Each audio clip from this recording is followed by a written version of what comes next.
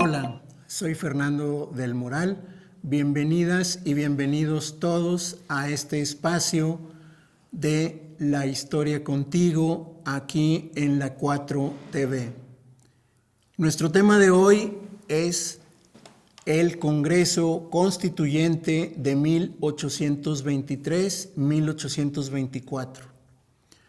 ¿Cómo fue que se dio la conformación de este Congreso? Se dio mediante un proceso electoral en el que fueron elegidos los diputados que representarían a las provincias de México en aquel momento. No había estados porque estos estados se van a crear a partir de una nueva división política que será uno de los resultados de este Congreso Constituyente. En aquel momento, las provincias tenían derecho de enviar a un diputado que los representara en este Congreso. Fue un proceso electoral corto que tuvo lugar de agosto a septiembre de 1823, donde después van a presentarse para instalar este Congreso. Esto va a ocurrir el 7 de noviembre de 1823, donde el Congreso formalmente instalado va a iniciar sus sesiones. ¿Dónde se instaló precisamente el Congreso Constituyente? Se instaló aquí en la Ciudad de México, en lo que era el entonces Colegio de San Pedro y San Pablo, que es un inmueble de aquella época que afortunadamente ha sido restaurado y conservado en el actual centro histórico de la Ciudad de México. Ahí tuvieron lugar las sesiones del Congreso Constituyente. Hay que tomar en cuenta que los protagonistas más destacados de este Congreso fueron precisamente quienes tenían ya un conocimiento muy amplio de las leyes, tanto del orden civil como del orden religioso. Porque acordémonos que una de las carreras o de las prácticas profesionales que abundaban en aquella época era precisamente la de la carrera, las que se derivaban de la carrera eclesiástica.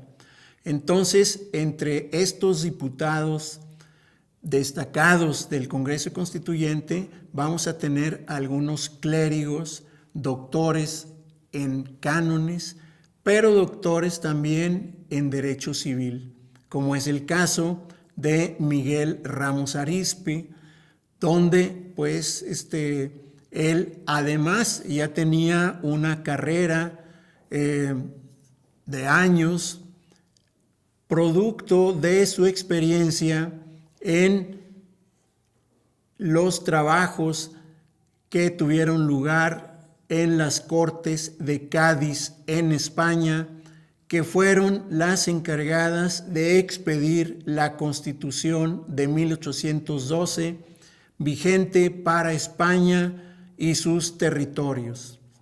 Ahí es donde Ramos Arizpe tuvo la afortunada experiencia de desarrollar una práctica parlamentaria que le serviría para ser uno de los más destacados diputados del Congreso Constituyente y el poder hacer una concertación política que era indispensable para poder generar una constitución. También hubo otros protagonistas como Valentín Gómez Farías, que era diputado por Zacatecas, Miguel Ramos Arizpe lo era por Coahuila, Y el caso de Valentín Gómez Farías, pues era el de un profesionista, ¿verdad? Él era médico, pero que sin embargo tenía una gran preocupación para la participación política en los asuntos del país. Entonces, él va a ser también uno de estos protagonistas destacados. Y se eligió como presidente de ese Congreso Constituyente a José Miguel Guridi y Alcocer, diputado por Tlaxcala, que también había tenido experiencia en las Cortes de Cádiz. Otro de los protagonistas destacados de este Congreso Constituyente pues fue sin duda Servando Teresa de Mier, diputado por Monterrey, en este caso por Nuevo León. Y pues bueno, no solamente él tenía una larga experiencia de militancia, incluso en pro de la independencia de México, sino también pues era alguien que había sido perseguido, que había sido encarcelado, pero que pues era alguien que tenía una gran preocupación para ese Congreso que va a ser un parteaguas en la historia de México. El asunto aquí era que lo primero que se tenían que poner de acuerdo los diputados era en presentar un proyecto para la Constitución que debería de generar ese Congreso. Pues ese proyecto era, en un primer momento, le llamaríamos un documento de trabajo, donde se iban a establecer algunas de estas líneas de debate para que entre todos los diputados discutieran esos temas. Varias de estas líneas que están muy destacadas en este documento que se va a denominar Acta Constitucional son precisamente las que determinan, bueno, qué clase de poderes son los que se van a manejar en México.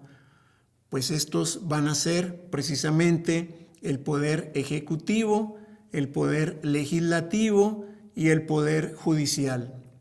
Ninguno por encima de cualquiera de los otros. Son precisamente poderes que tienen que estar en equilibrio y en independencia entre sí. También otra de las cuestiones que preocupó a la comisión redactora del Acta Constitucional, donde precisamente estaba Miguel Ramos Arizpe, pues era la cuestión territorial. Ellos plantearon en esta acta que no podía ser ni un número tan grande de provincias que atomizaran o que fragmentaran el territorio de la incipiente nación mexicana, como otras que fueran provincias tan grandes que con el paso del tiempo pudieran tener la inquietud de constituir países diferentes. Entonces, esto significaba que tenía que haber un equilibrio territorial. Y también algo muy importante era cuál era el tipo de gobierno que deberían de tener las provincias. Pues se determinó que era un gobierno que podía ser soberano dentro del interior de cada provincia. Es decir, sin que esta soberanía interfiriera con la soberanía nacional. Es decir, una soberanía relativa a todo lo que concerniera a su régimen interno, ¿verdad? Y ahí pues había ya después otras cosas que se derivarían como la recaudación de impuestos. Pero esencialmente esas eran las tres líneas del acta constitutiva, ¿verdad? Que en un primer papel de trabajo pues fue lo que discutieron y empezaron a poner manos a la obra en el Congreso Constituyente de 1823-24. Los debates que seguirían serían tan intensos como interesantes.